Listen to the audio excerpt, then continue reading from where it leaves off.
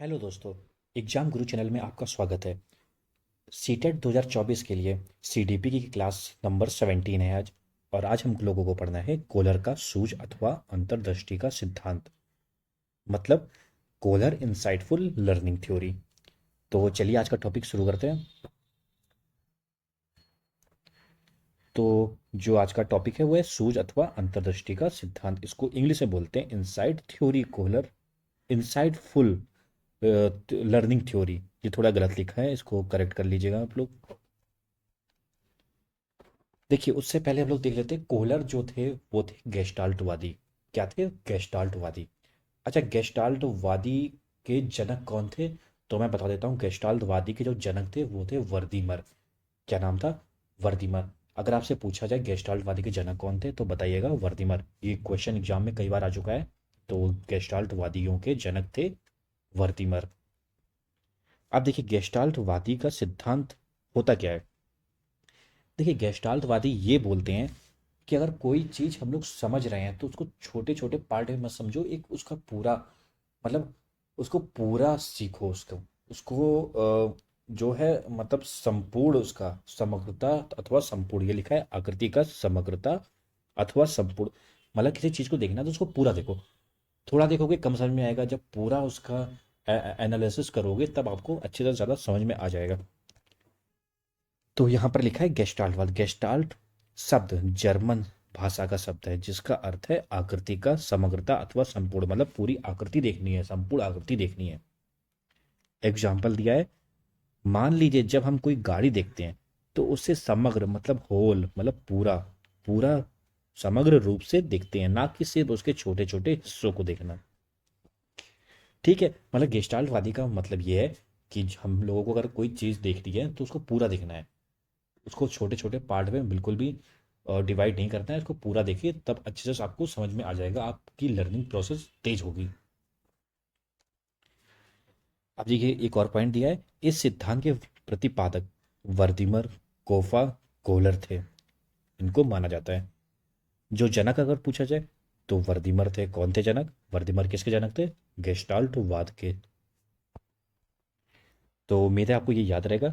चलिए आगे बढ़ते हैं।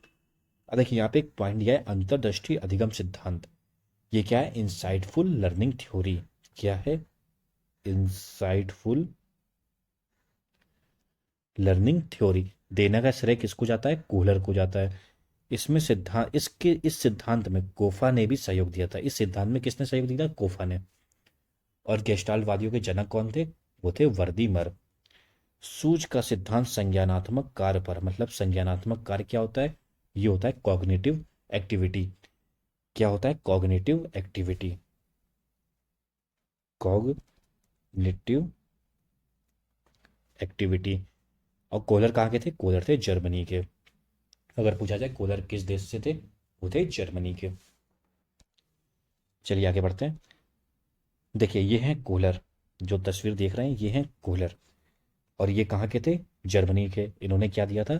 इन्होंने दिया था अंतर्दृष्टि का सिद्धांत या सूझ का सिद्धांत या इंसाइटफुल लर्निंग थ्योरी। जो बोलना चाहें आप बोल सकते हैं, कोई भी एग्जाम में कुछ भी आ सकता है। वैसे मैं बोलूँगा, हमेशा आप इंग्लिश के जो वर्ड है ना उनको याद रखिएगा, क्योंकि हिंदी में जो वर्ड होते हैं वो बहुत कंफ्यूज कर देंगे आपको, अलग अलग तरह के आ जाएंगे। तो हमेशा इंग्लिश में वर्ड हमेशा याद रखिएगा। तो इनकी थ्योरी का क्या नाम है इंग्लिश में? Insightful learning theory.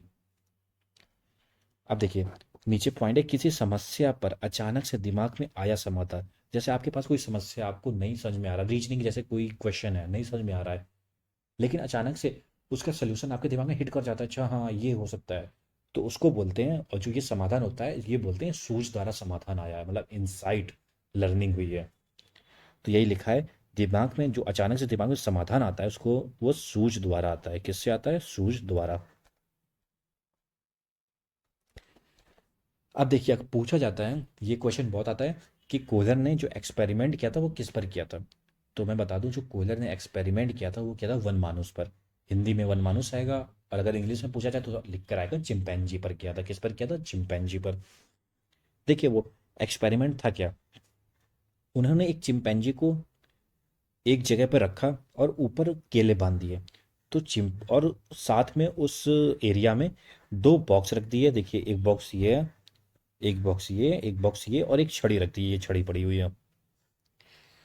तो पहले तो चिंपैंजी ने वो केले लेने का प्रयास किया, तो वो बहुत ऊपर थे तो ले नहीं पा रहा था। तो फिर उसने क्या किया, एक बॉक्स रखा और उसके ऊपर चढ़ के केले लेने का ट्राई किया, लेकिन वो फिर भी सक्सेस नहीं हो पाया। तो फिर उसने दो बॉक्स रख लिए। कितने बॉक्स रख लिए? दो बॉक्स रख लिए, लेकिन फिर भी केले ऊपर थे। तो उसने क्या किया, इधर उधर देखा, फिर देखा उसके पास ये छड़ी भी रखी हुई है। तो उसने छड़ी उठाई और दो बॉक्स के ऊपर चढ़ गया और छड़ी से केले लेने का प्रयास किया और केले उसने ले लिया। देखिए ये गिरे हुए केले हैं। देखिए ये बॉक्स पे चढ़ा है और ये छड़ी लिया है और ये केले गिर गए नीचे। अब वो केले खा लेगा आराम से। तो इसमें कोहलर ने क्या जाना कि जो जानवर होते हैं वो भी इंसानों की तरह ही सोचते हैं। देखिए उसने जितनी भी चीज़ें थी, जितने भी रिसोर्सेज थे उसके पास, उसने सारे यूज कर लिए केले लेने के लिए, क्योंकि उसे केले खाने थे, उसे भूख लगी थी, तो उसने सारे रिसोर्सेज को यूज किया केले खाने के लिए। यही होता है समग्रता का सिद्धांत, मतलब संपूर्ण उसने आसपास सारी चीज़ें उसने यूज कर ली कि किसी तरह वो केले ले ले।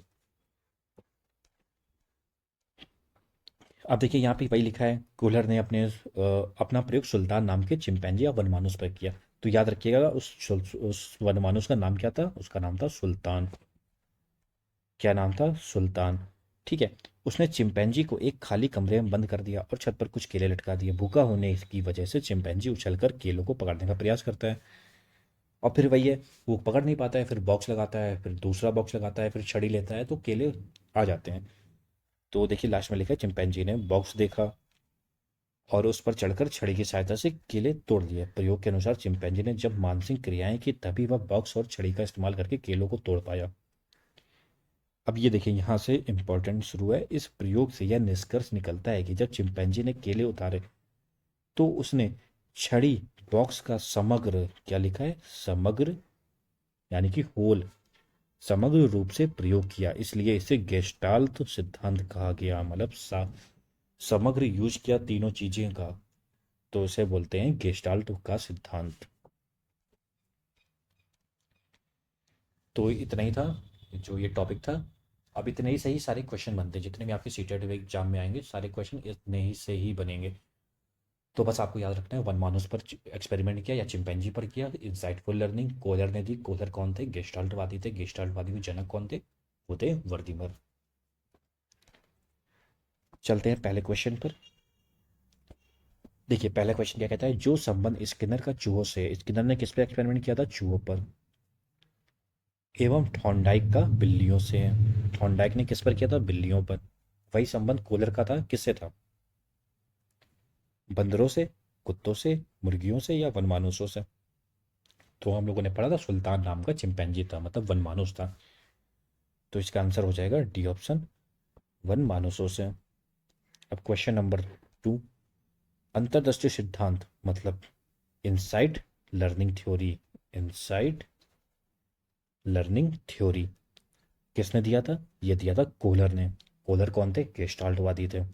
तो इसका ऑप्शन हो गया ए। और गेस्टाल्टवादी के जनक कौन थे? वो थे वर्दी मर। कौन थे? वर्दी मर। चलते हैं क्वेश्चन नंबर 3 पर।